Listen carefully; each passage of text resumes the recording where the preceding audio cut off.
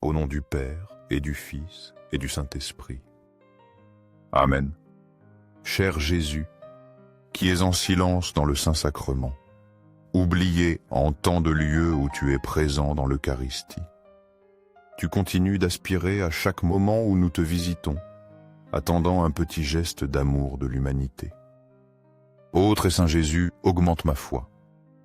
Seigneur de la miséricorde, enseigne-moi à être miséricordieux comme toi. Seigneur de la vérité, guide-moi sur le droit chemin. Ô très Saint Jésus, enseigne-moi à t'aimer plus chaque jour, à vivre plus près de toi et à sentir toujours ton immense amour pour moi. Salmo 90, 1-2. Celui qui demeure sous l'abri du Très-Haut repose à l'ombre du Tout-Puissant. Je dis à l'Éternel, mon refuge est ma forteresse, mon Dieu, en qui je me confie. Ce psaume nous parle de refuge et de sécurité en Dieu. Comme le texte original décrivant des bateaux ancrés au port, hésitant à lever l'ancre et à confier leur route à Dieu, ce psaume nous rassure.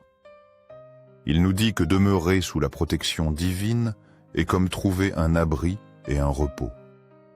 Nous sommes invités à voir Dieu comme notre refuge et notre forteresse. Celui en qui nous pouvons placer notre entière confiance, surmontant nos peurs et nos doutes quant à lâcher prise et à le laisser nous guider. Ce verset nous encourage à la confiance en la protection et la direction de Dieu, tout comme le texte original explore l'hésitation et la décision finale de faire confiance. Au ciel et sur la terre, loué soit à jamais le cœur aimant de Jésus Eucharistie. Nous croyons en la présence réelle de Jésus dans l'Eucharistie sur l'autel. Sacré-Cœur de Jésus, je mets toute ma confiance en toi. Cœur de Jésus, brûlant d'amour pour nous, fais que nos cœurs brûlent de ton amour. Cœur de Jésus, transforme les blasphémateurs. Cœur de Jésus, brûlant d'amour pour nous, allume dans nos cœurs le feu de ton amour. Sacré-Cœur de Jésus, fais que je t'aime pour toujours et que je puisse transmettre ton amour aux autres. Sacré-Cœur de Dieu, transforme les pécheurs, sauve les mourants et libère les saintes âmes du purgatoire. Très Saint Cœur eucharistique de Jésus, augmente en moi la foi, l'espérance et l'amour. Sacré-Cœur de Jésus, aie pitié de nous. Doux Cœur de Jésus, sois mon unique amour. Doux Cœur de Jésus, aie pitié de nous et de nos frères perdus. Doux Cœur de Jésus, fais que je t'aime chaque jour davantage. Gloire, amour et gratitude au Très Saint Cœur. Cœur de Jésus. Ô cœur plein d'amour, je mets toute ma confiance en toi, car je crains mes faiblesses, mais je crois pleinement en ta miséricorde.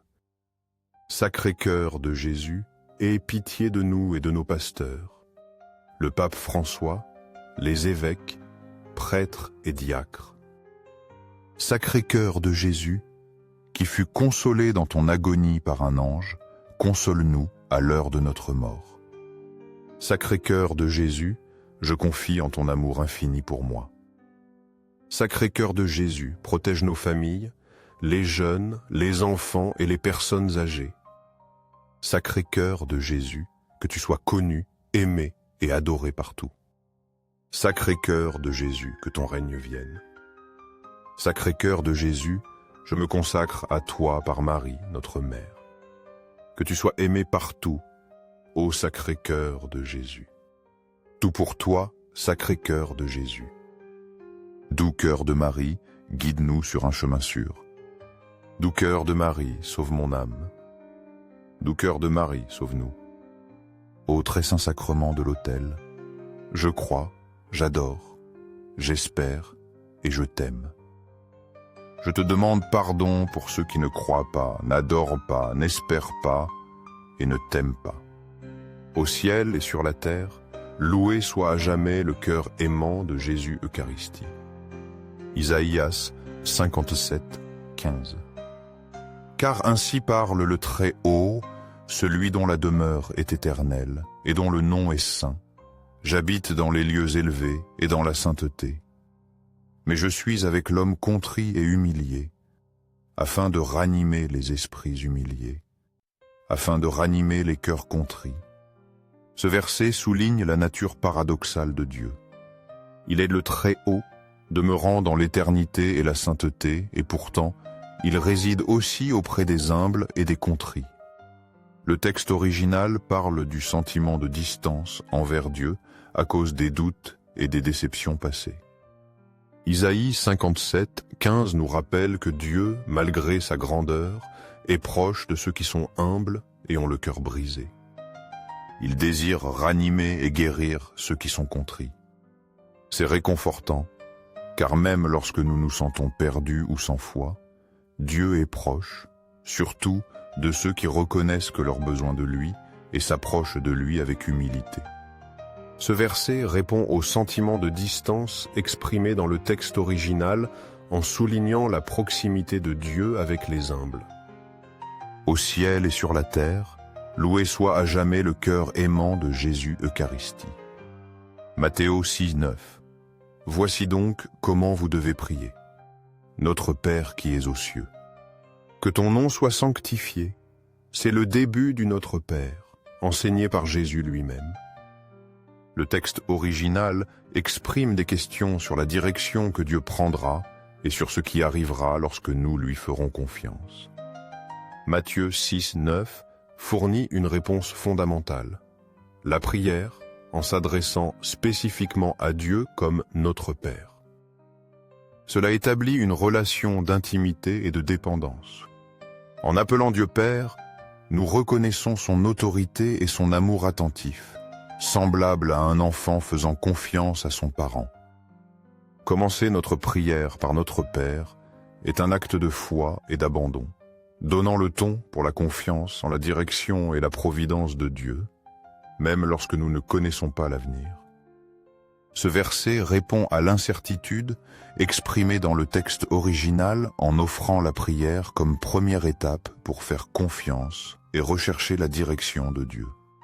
Au ciel et sur la terre, loué soit à jamais le cœur aimant de Jésus Eucharistie. Amen. Apocalypse 4, 8, 11.